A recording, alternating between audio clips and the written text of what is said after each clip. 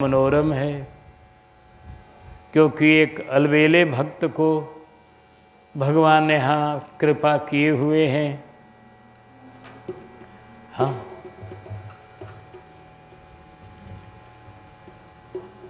अद्भुत लखन लाल का चेला, केवट भक्त बड़ा अलबेला।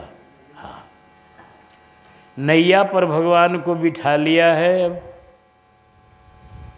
बिठाने के बाद नैया को खेने लगा धीरे धीरे और मस्ती में गीत गा रहा है। उस गीत को संतों ने गाया है, भक्तों ने गाया है। हमारे अनंत श्री विभूषित जगत गुरु रामानंदाचार्य जी के पद पर आसीन अनंत श्री विभूषित श्री रामभद्राचार्य जी महाराज बड़ी सुंदर एक पद गाते हैं केवट के भाव में कि सिया राम लखन उतरेंगे पार, गंगा मैया धीरे बहो। सिया राम लखन उतरेंगे पार, गंगा मैया धीरे बहो। सिया राम लखन उतरेंगे पार, गंगा मैया धीरे बहो।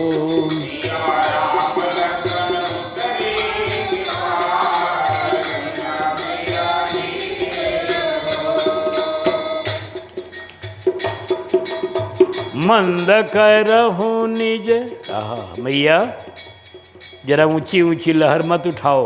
मंद करहु निज तरल तरंगनी, मंद करहु निज तरल तरंगनी, मंद करहु निज तरल तरंगनी,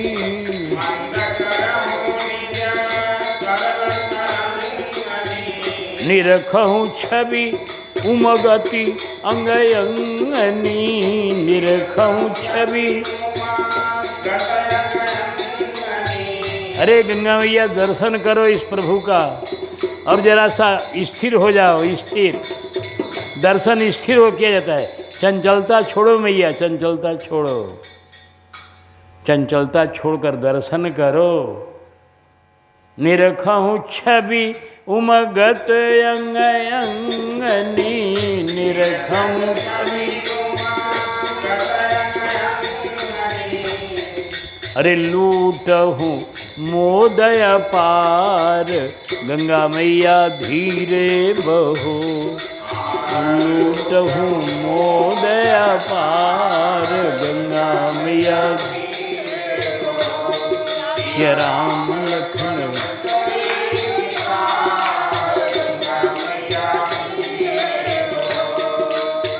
नौका पर मेरी आज विराजत,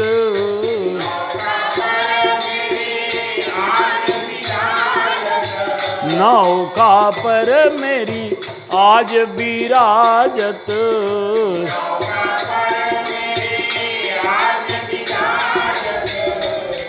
अरे लखन सिया संग रघुबर छाजत,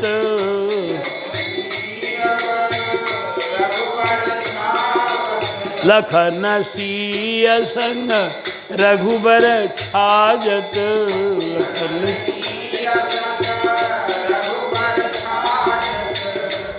अरे लखन सिया संग अति छवि छाजत, लखन सिया संग।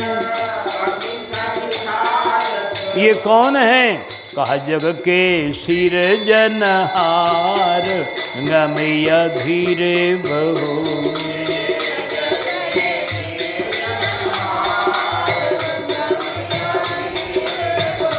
सिया राम लखन उतरेंगे पार, गंगा मैया धीरे बहो।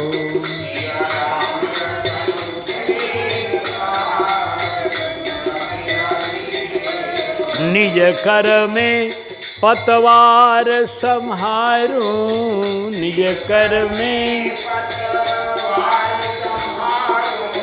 भव तारन को पार उतारूं भव तारन को।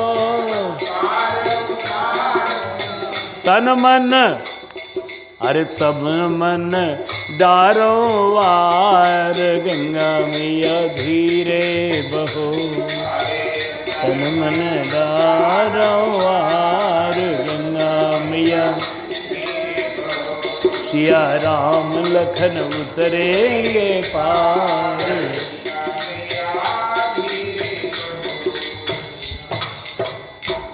केवट गंगा मैया से निहोरा करता हुआ आनंद में भर करके तेजी में नौका नहीं चला रहा है, धीरे धीरे चला रहा है। क्योंकि अब जल्दीबाजी क्या है, जितना देर नौका में रहें उतना आनंद है। उसी नौका पर हमारे गुरुदेव ने, यह प्रसंग मानस में तो नहीं है, न कवितावली में है, न किसी अन्य ग्रंथ में है, लेकिन गुरुदेव जी की अनुभूति है। गुरुदेव जी ने अनुभूति से एक बड़ा बढ़िया यहाँ संवाद लिखा है। नौका पर लक्ष्मण जी पूछते हैं केवट से, बैठी नाव में लक्ष्मण जी केवट से पूछे लगलन। क्या पूछे? केवट कैसे जनल हो ई सब प्रभु के मरमिया। केवट कैसे जनल हो ई सब प्रभु।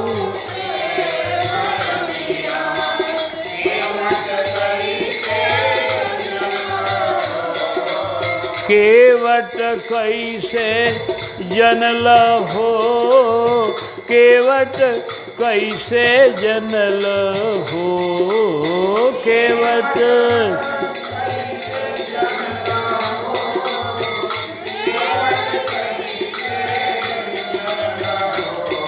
अरे ई सब प्रभु के मरमिया।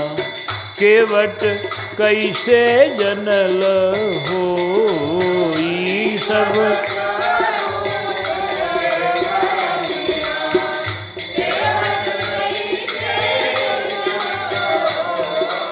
अरे भैया, आश्चर्य की बात है, तुमने भगवान की महिमा को कैसे समझा? इनकी महिमा को समझना बड़ी टेढ़ी खीर है। हाँ, ब्रह्मा विष्णु महेश शेष सनकादि मरम ना जनले। ब्रह्मा शिव सनकादि मरम ना। नेति नेति कही महिमा इन कर। नेति नेति कही वेद पुराण बखन ले। वेद पुराण बखन ले। नेति नेति कही महिमा इनकर वेद पुराण बख। वेदों में इनकी महिमा को गाते गाते वेद कहते हैं कि इतना ही नहीं, इतना ही नहीं। वो हार जाते हैं, महिमा का पूरा गान वो नहीं कर पाते, इतनी जिनकी महिमा। उनकर महिमा जाने खातिर कवन तू बूटी छनल हो। उनकर महिमा जाने खातिर कवन तू बूटी छनल हो। कवन तू बूटी छनल हो, कवन तू बूटी छनल हो, कवन तू।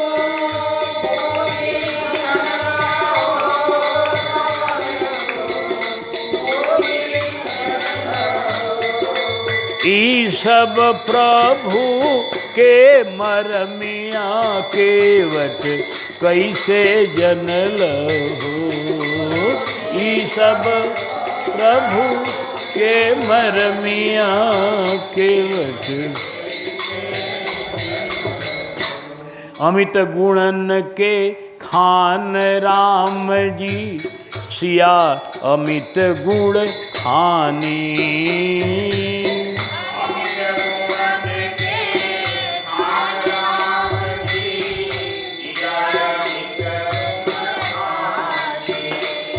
अरे जेकरा परई कृपा करी है, उहे इन्हें पहचानी। जेकरा परई करी है, उहे इनके पहचाने खातिर कवन तू अब खादान खनल हो। इन्हें पहचाने खातिर कवन तू अब खादान खनल हो। कवन खादान खनल हो, कवन खादान खनल हो।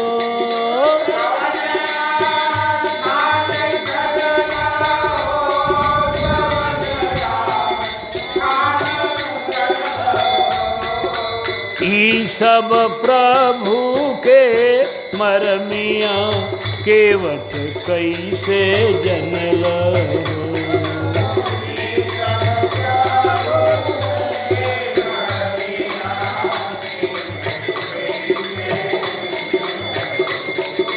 अरे भैया केवट, प्रभु के गुणों को समझना, प्रभु के भाव को समझना बड़ी कठिन है। बिना इनकी कृपा के कोई समझ नहीं सकता है। और तुम कैसे समझ लिया?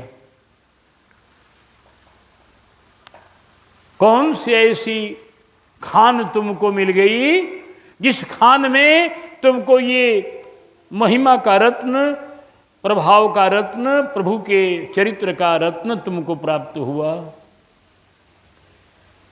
फिर लक्ष्मण जी कहते हैं कि प्रभु के नाम मांगने पर भी तू नहीं लाया। रघुबर के मन राखे खातिर, शिव ब्रह्मादिक तर से। रघुबर के मन राखे खातिर,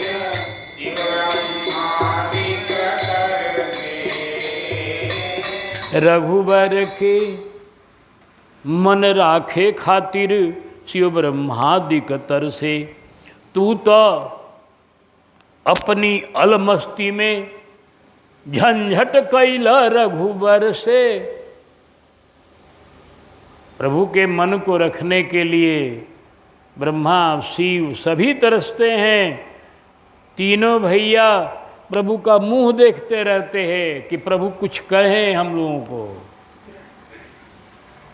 गोस्वामी जी उत्तरकांड में लिखते हैं, प्रभु मुख कमल बिलोकत रही।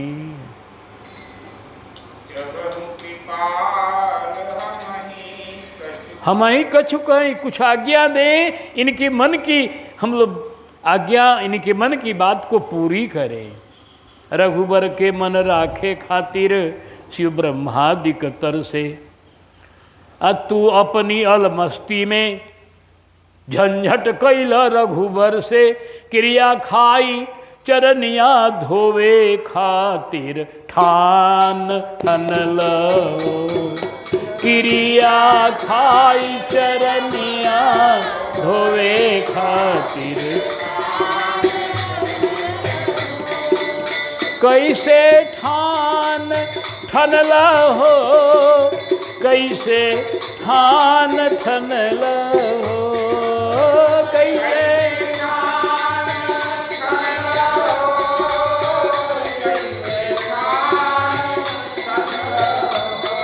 अरे सब प्रभु के मरमिया, केवट कैसे जनल हो। ई सब प्रभु के मरमिया, केवट कैसे जनल हो।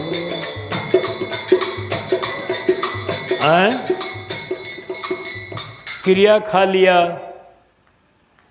और एकदम बिल्कुल डट गए, हाथ पर ठान लिए। इतना ठान कर चरण धोना ये तू कहाँ सीख लिया? बड़ी आश्चर्य है। इतनी दृढ़ता पूर्वक तेरी चरण धोने की भावना कहाँ से मिली?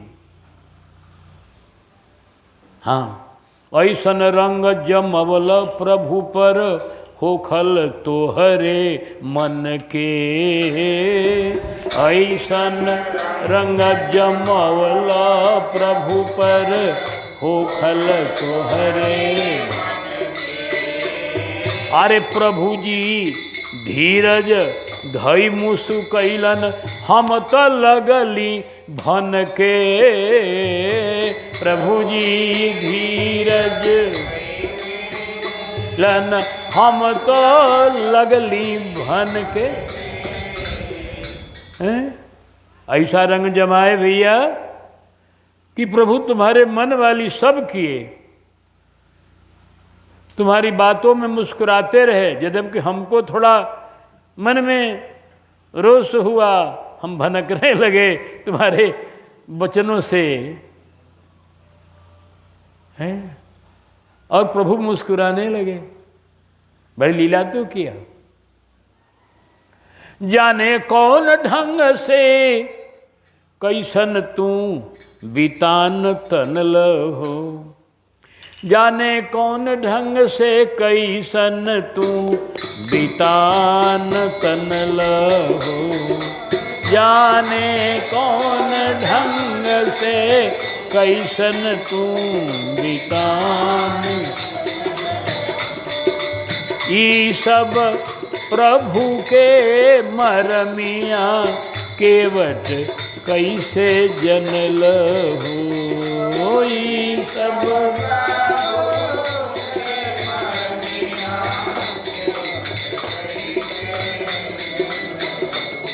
अरे तू तो लिहल बांध प्रभु के सहज प्रेम बंधन में। तू तो लिहल बांध प्रभु सहज प्रेम बंधन। हमरो होखे बढ़िया समाधान। लक्ष्मण जी कहते होखे बढ़िया समाधान, संतोष हो जाए मन में। ऐसा समाधान हमरा के कर दो भैया कि हमको भी संतोष हो जाए कि तुमको कहाँ से इतना भक्ति, इतनी भक्ति, इतना प्रेम, इतना भाव प्राप्त हुआ कि तू प्रभु से हट किया, प्रभु तेरा हट रख दिए।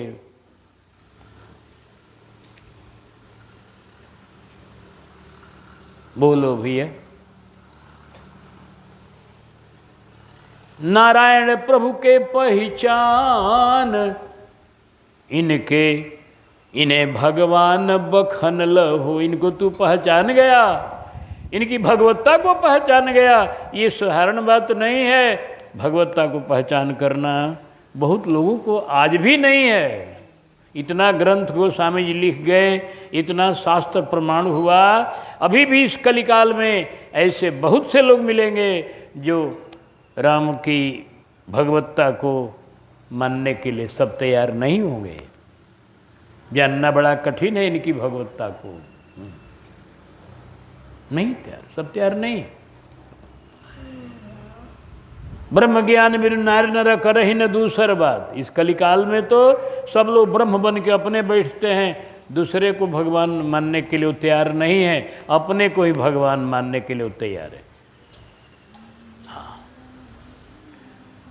कलिकाल में ही नहीं, कलिकाल की बात छोड़िए। जब राघव विराजमान है, राघव के समय में तो नहीं उतना वर्णन है।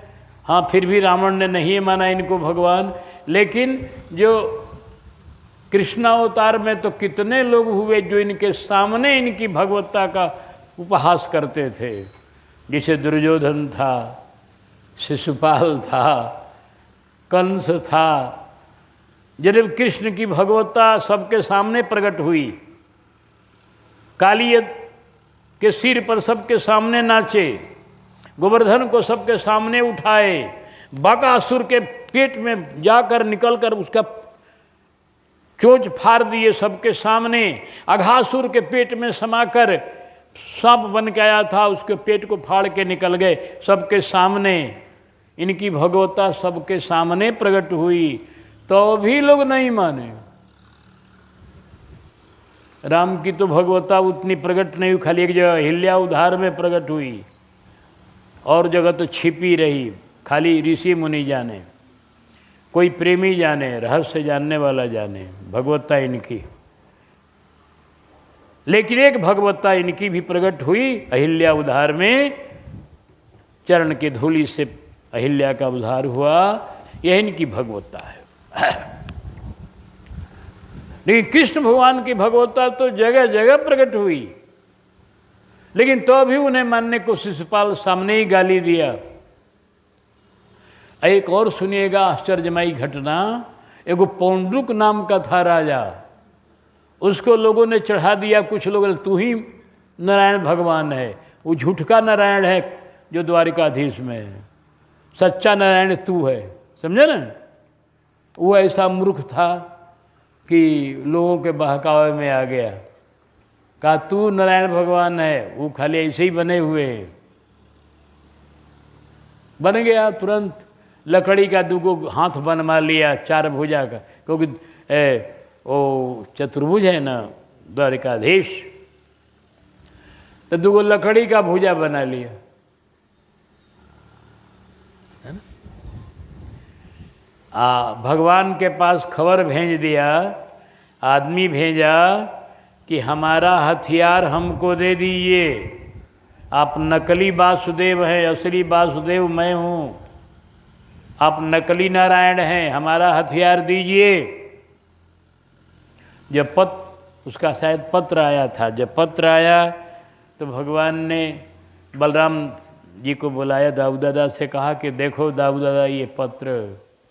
दोनों भैया खूब हंसे, बोले कि भाई एक एक से निराले निराले परिकर संसार में हैं, देखो आपको भी चुनौती दे रहा है, आपका हथियार मांग रहा है। तो चिट्ठी ले आने वाले से भगवान ने कहा एक काम, जाओ पूछो अपने मालिक से, हथियार हम देंगे उनको, लेकिन हम हथियार किसी के द्वारा नहीं भिजवाएंगे, हम सामने देंगे। और सामने कहाँ देंगे? लड़ाई के मैदान में देंगे।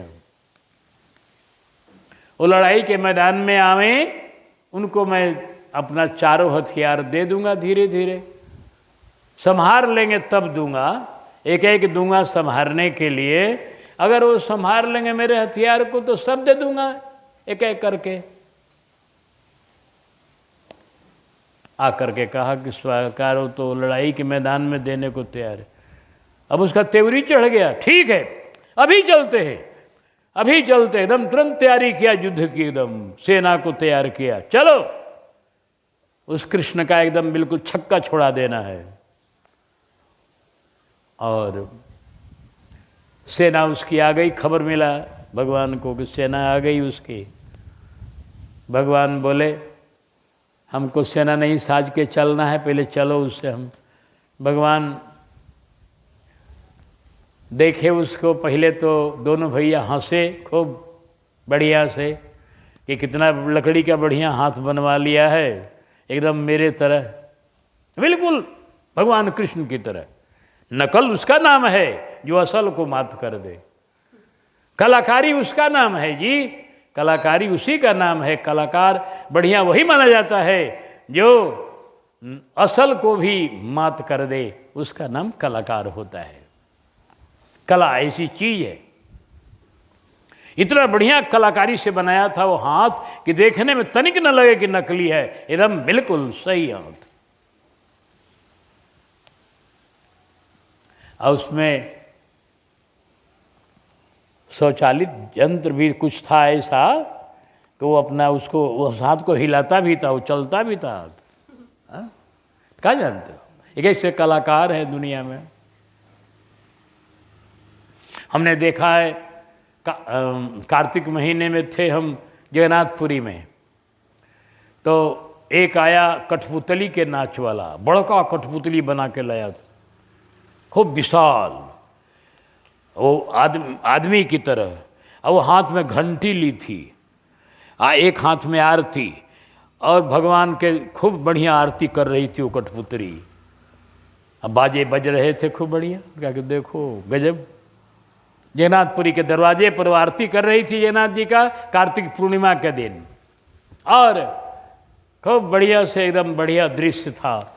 तो कलाकार एक से एक होते हैं जो एकदम जड़ता में भी चेतनता का भाव संचारित कर देते हैं, उसी का नाम तो कला है। तो उसी तरह से कलाकार ने इसके हाथ को ऐसा बनाया था कि देखने वाला तनिक भी भ्रम नहीं करेगा कि नकली हाथ है, एकदम असली हाथ की तरह। भगवान खूब हंसे कि कलाकारी तो बड़ा बढ़िया किया है। ठीक है, उसका आदमी आया, हथियार दीजिए, मालिक मांग रहे। कहा कि कह दो मालिक को हथियार मैं भेज रहा हूँ, पहले कौन हथियार लेंगे पूछो उनसे। उसने कहा पहले चक्र लाइए हमारा। कहा चक्र मांग रहे मालिक हमारे, ठीक है चक्र मैं भेज रहा हूँ, इसको कहो अपना संभाले मालिक। भगवान चक्र भेज, चक्र संभलेगा उससे? वो चक्र गया, 2 खंड मुड़ी किया उसका, सारी सेना को काट दिया, सब खत्म कर दिया। बोल भक्तवत्सल भगवान की। तो भगवान के समय में लोग भगवान की भगवत्ता को नहीं मानते थे, इतना ये कठिन विषय है। वो तो हम लोगों के पर गोस्वामी जी की कृपा हो गई है, श्री व्यास जी की कृपा हो गई है, श्री भोलेनाथ की कृपा हो गई है, जो मन में भगवान की भगवत्ता कुछ बैठ रही है। हाँ, वही से लक्ष्मण जी कह रहे कर भैया तू भगवान की भगवत्ता को जान गया, नारायण को पहचान, इन्हें भगवान बखनल हो, इनको भगवान कैसे जान गया तू, सो बताओ। तब वो केवट बोला, हे प्रभु सुनिए मैं सुना रहा हूँ, जबकि मुझे कोई बढ़िया बोलने का भी ढंग नहीं मालूम है, हम तो केवट हैं, गंवार हैं, बोलना भी नहीं जानते हैं। बोले के न लूर सहूर ना बतियावे के, फिर भी सौभाग्य मिलल पहरा लगावे के। पहरा लगाने का सौभाग्य मिला हमारा, हम पहरे पर थे। हो ओही घड़ी में उमड़ल राउर करुणा के धार है, माफ करी बाबू हमार जतिए गंवार है, माफ करी बाबू हमार जतिए गंवार। ओही घड़ी में उमड़ल राउर करुणा के धार है, माफ कर दी बाबू हमर जतिए गंवार है, माफ कर दी।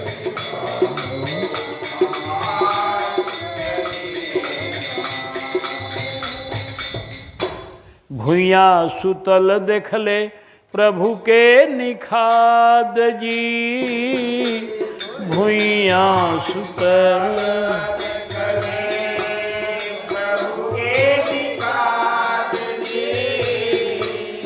हिय में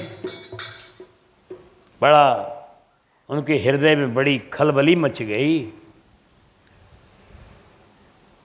हियरा में भइल उनके बड़का विखाद जी, हियरा में भइल उनके बड़का विखाद जी। अरे प्रभु के चरनिया में उनकर श्रद्धा अपार है, माफ कर दी बाबू हमर जतिए गवार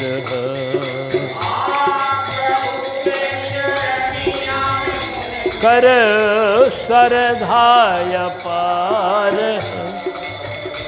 माफ कर दी बाबू जतिए गवार।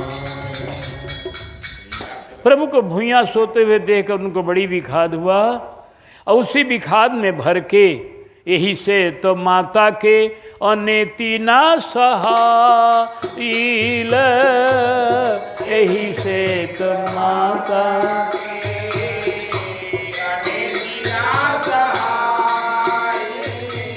अरे माता के खिलाफत में बहुत कुछ कहाइल, माता के खिलाफ बहुत कुछ का अरे बाद में समझवली उ सब, बाद में समझवली उ सब रौरे विचार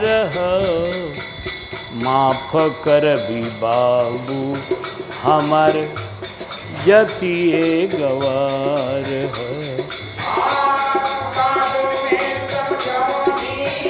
उ सब रौरे विचार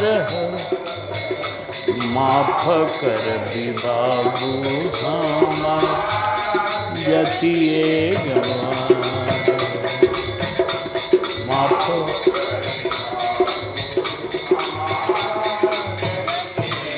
माता के विषय में निंदा करने लगे बहुत कुछ, तो आप ही ने उनको समझाया। रौवे तो राम के सर्वेश्वर बतौवली,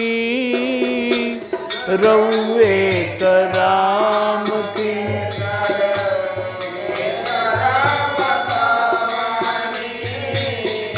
जे कुछ भइल नटवर के नाटक ठहरवली, जे कुछ भइल नाटक ठहर। अरे वह समझा दिलिए ऐसन कि कहे कई निर्दोष बाड़ी इहे सब के सार माफ कर भी बाबू हमर जतिए गवार कहे कई निर्दोष बाड़ी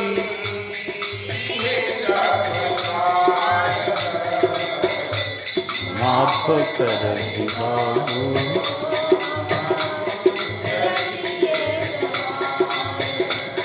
आप ही तो समझाए कि राम ब्रह्म परमार्थ रूपा अभिगत अलख अनादि अनूपा सखा परम परमार्थे हो मन करम वचन राम पद ने हो सखा समुझे स परिहर मोहु श्री रघुबीर चरण। आप ही ने समझाया और मैं सुन रहा था पहरे पर, और आपने समझाया कि जानी बूझी प्रभु जी बैकुंठ तज के आईली, जानी बूझी प्रभु जी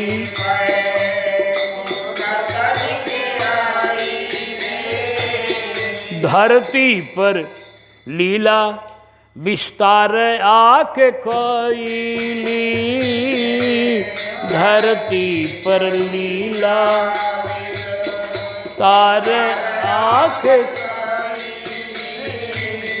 हाँ अरे पदर से होखल, पदर से होखल अहिल्या के उधार बा माफ करी बाबू हमर जतिए गवार बा पदरज से होखल अहिल्या के उधार बा माफ करी।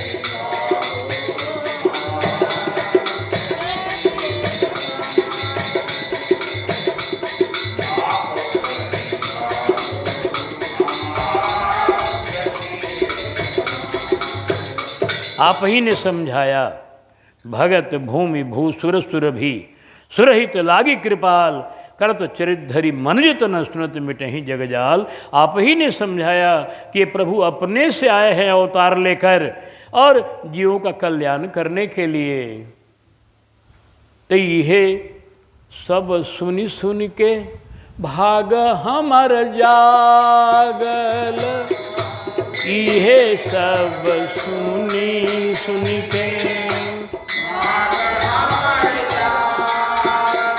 आहा, कितना बढ़िया बात बोल रहा है केवट।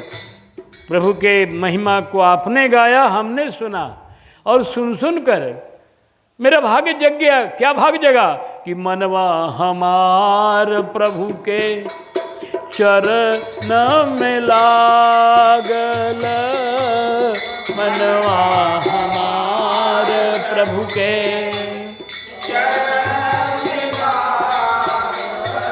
हमारा मन प्रभु के चरण में लग गया, धोने के लिए उतावला हो गया।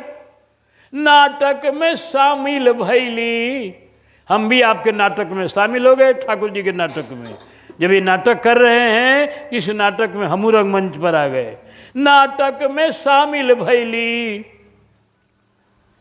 इहो राउर प्यार बा, माफ करी बाबू हमर जतिए गवार बा।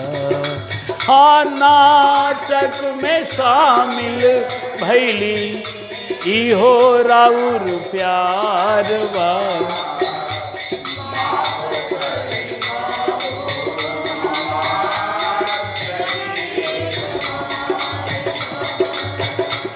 माफ करी बाबू हमार।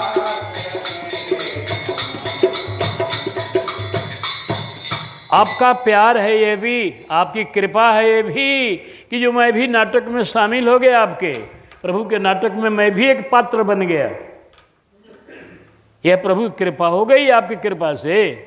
नाही तो हमार कहाँ रहल अवकात जी, नाही तो हमार कहाँ रहल अवकात जी। प्रभु से ऐसन कैसे करती बात जी, करा हमारा क्या हिम्मत जो मैं प्रभु से ऐसा ऐसा बात करता।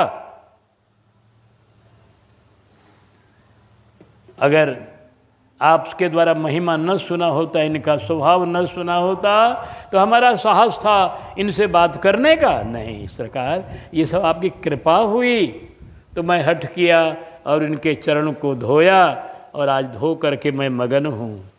ये सब आपकी कृपा का, नहीं तो हम कौन हैं? अरे सब विधि मलिन, सब तरह सब मलिन है, सब तरह से हीन है। हे श्री लखनलाल जी, हम किसी योग्य थोड़े ही थे। अरे सब तरह मलिन, ई खानदान मछरी मार, माफ करी बाबू हमर जतिए गवार। मलिन ई खानदान मछरी मार, माफ करी बाबू।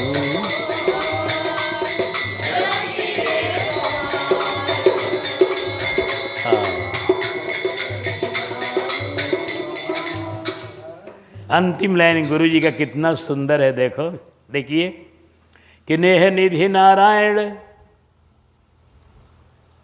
कह रहे हैं गुरुदेव अंत में कि नेह निधि नारायण के इहे भाव हउए। कौन भाव? कि शिक्षा देवे वाला हमर गुरु हई रउए।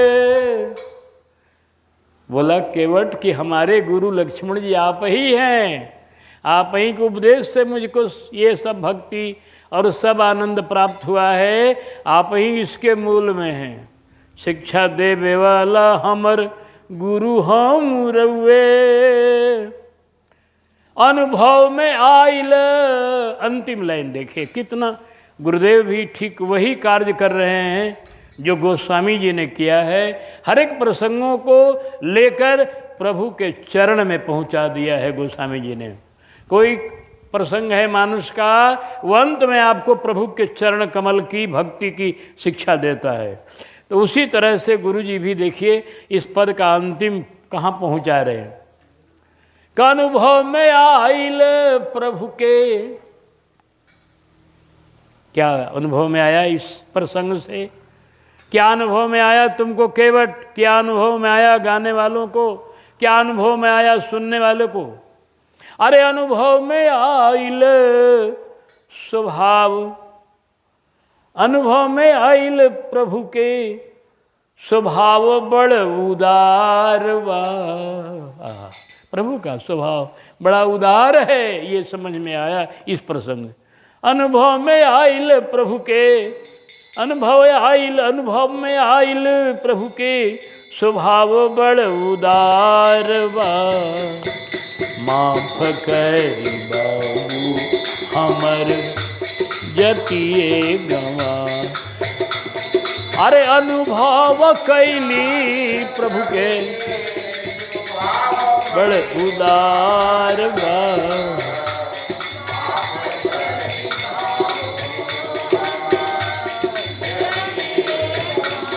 आय अनुभव कैली प्रभु के स्वभाव बड़ उदार बा। माफ करी बाबू हमर जतिए गवार बा। अनुभव कैली प्रभु के स्वभाव बड़ उदार बा। माफ करी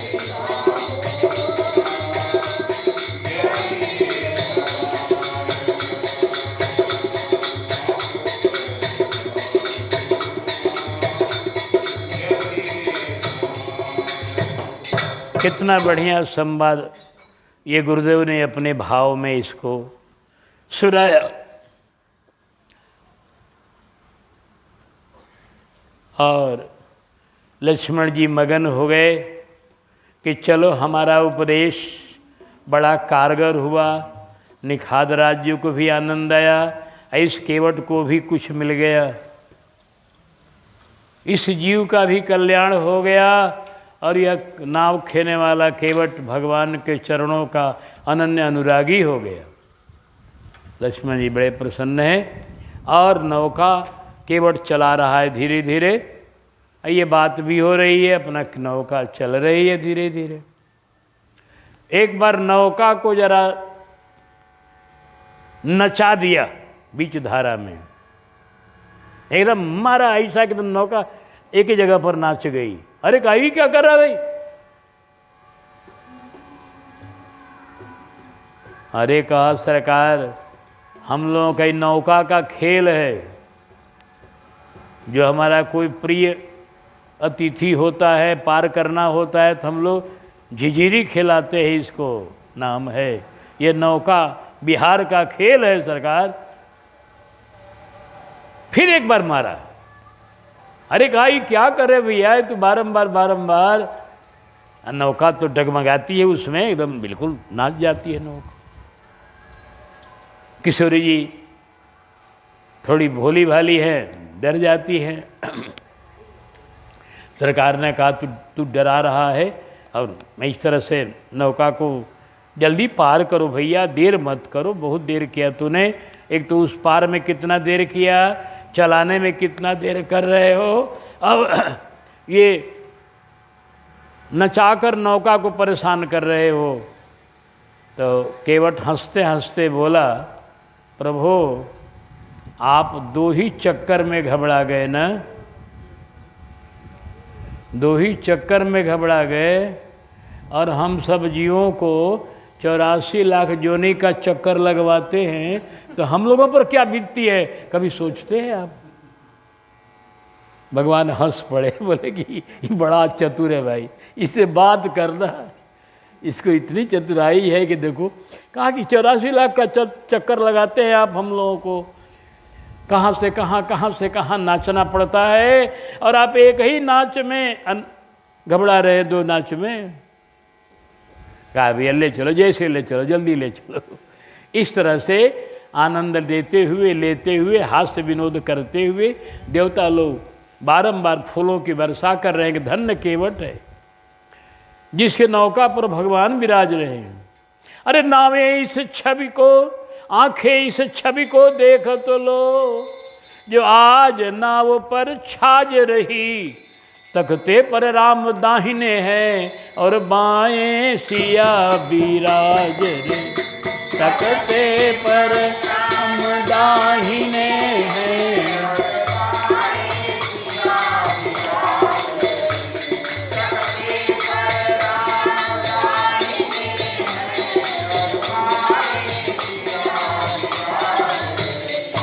चलती है राजबधू सी वह, नौका झुम झुम के चल रही है, राजबधू की तरह चल रही है। चलती तस्वीर नाव की लेते ही, ये राधे श्याम जी अपने रामायण में लिख रहे हैं, वो भी एक उच्च कोट के अनुभवी हुए हैं। उनकी वाणी का गान पहले रामलीला मंडली बहुत किया करती थी।